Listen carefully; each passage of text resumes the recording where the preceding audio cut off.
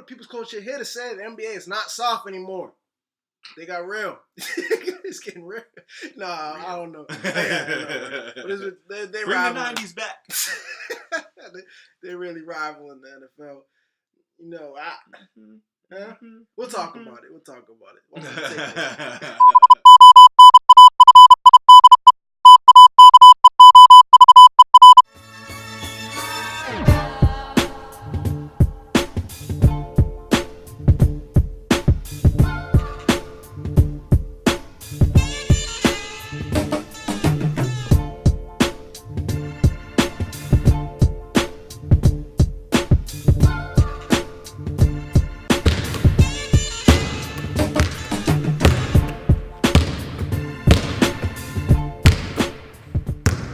Welcome to the Takeover. Here was your host. So we're here to talk about how I feel like NBA players really took what these NFL players, they're just the masses, are saying about them being soft, and they just taking this to a whole nother level. All these brawls. All these brawls. All these fights, these scuffles. It's getting real. Skirmishes. No, it's getting some, I don't know what's going on in terms of, like I said, everyone out here, we know nothing's really happening. But I thought it was a brotherhood, man. I thought we were all family, NBA family. But nah, like, we only bring this up to say that, you know, the NFL is usually known for all their antics and chain snatching. Yeah, and aggressive. You got a bunch of Devos over there. Yeah, all that craziness. So now the NBA is just, you know, it's taking a real left. He's going real left recently. I think it started with, you know, Ibaka and my guy Street Fighter Ryu. I'll bring Johnson. It back even further. I think it started back with around where what's his name? Where I'm from, bullies get bullied. You know, they didn't really do nothing. Zach Zebo. But remember that happened, and KD and DeMarcus was like, I think the game before that. Oh yeah. So this has been building up. Yeah. It's been a build up. Yeah, it's been a build up. So Ibaka and James Johnson squared up. That was all right. Blood sport. I was like, okay, I didn't know. I'm afraid of that, man. Yeah, he's a black belt. Blood sport in the NBA. James Johnson, that's who he's talking about. And so we're gonna call him blood sport this whole episode. And so then it transitions to, I'm trying to get this in chronological order.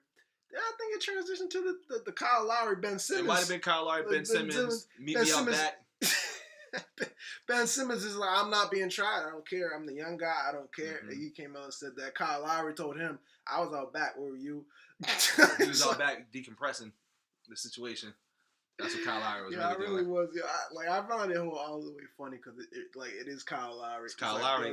You went to the back last year to go decompress. I don't want to hear it. You get stressed out from a playoff game. The first quarter. You can come out, but you want to bang. You're out here fighting. talking about like motioning, like let's go out back, like let's go. Yeah, like so you don't get stressed out by that. All right, cool. Ben Simmons might rock you too. He's a big dude. Then the main event, you know, the return game of Chris Paul to 5 players. The president of the Players Union out here beefing. Going through secret passageways and stuff like that. He had his own tunnel to get in that secret tunnels, hidden dragons. And you know they had it like an in-depth plan. So apparently they had Clint Capella knock on the front door to distract not distract the team. As Chris Paul, Gerald Green, James Harden, I'm assuming, but Chris Paul and his entourage slid in the back, right. The State Farm crew, to find none other than Austin Rivers, who's in a boot. I didn't know he was in a boot. He's got like a broken leg or something like that, you know. Who didn't play all game. I didn't know he was in a boot. Just Doc Rivers' son. Yeah. So y'all gonna go find Austin though? Like, Austin, who didn't play? Yeah. Oh yeah. What about Blake? No, I think they were gonna go find Blake too. I think they were. So because Blake Griffin got fouled and Chris Paul called him a word that we will not repeat on this show. But off air, y'all know what he said. I still want to know exactly what he said. Nope.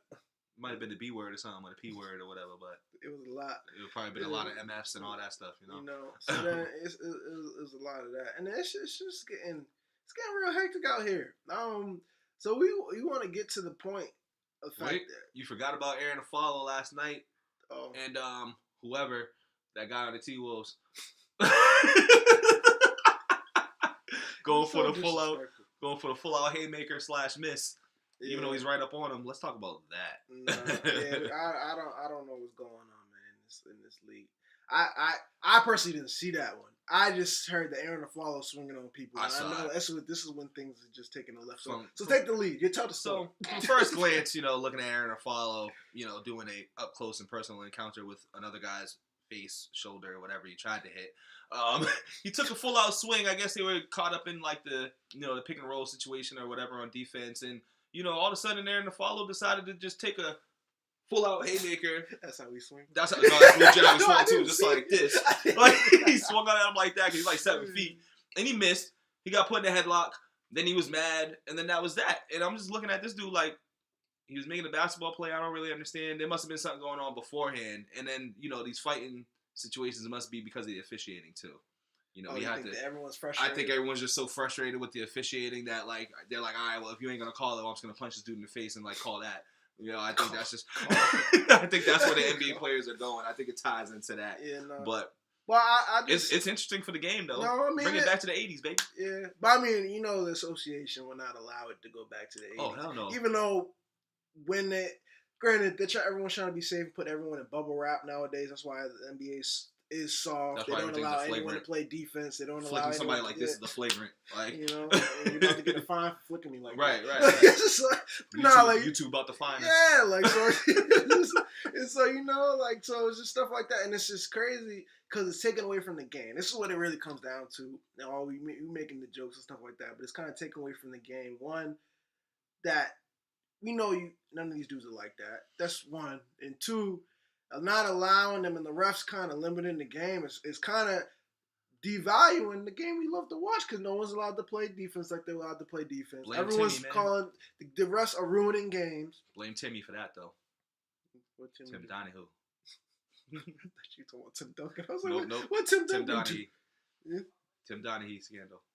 No. So I think something needs to change. Something I think needs to change between the refs. I've always been an advocate of saying I don't understand why refs don't get fined for making bad calls.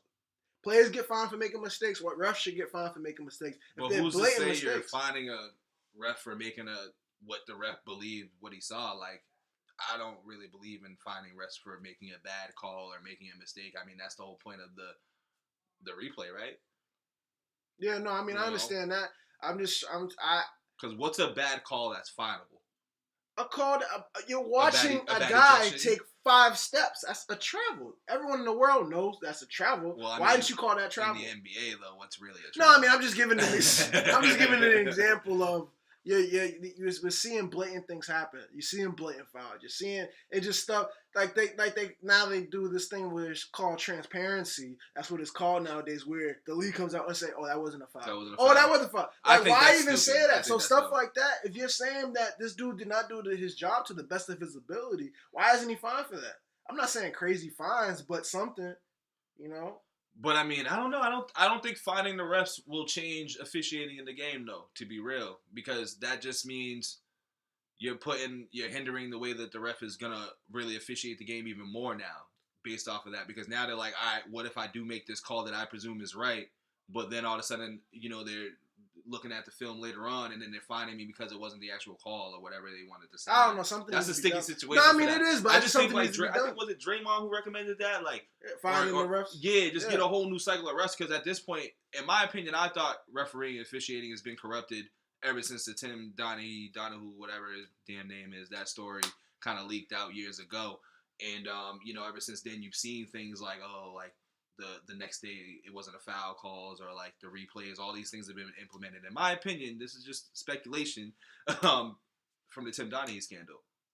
This is just based off that. We've seen it time and time again. You can't really, because most of those refs that are there, these dudes have been referees for about 20 plus years. So it's not just one Tim. There isn't just one Tim. So you might as well just filter out all these dudes that been around for 20 plus years and give them their retirement fund or whatever. Yeah, I mean, but technically, you just can't logically do that. There's lawsuits and stuff. Oh yeah, but logically, you can't just fire anybody.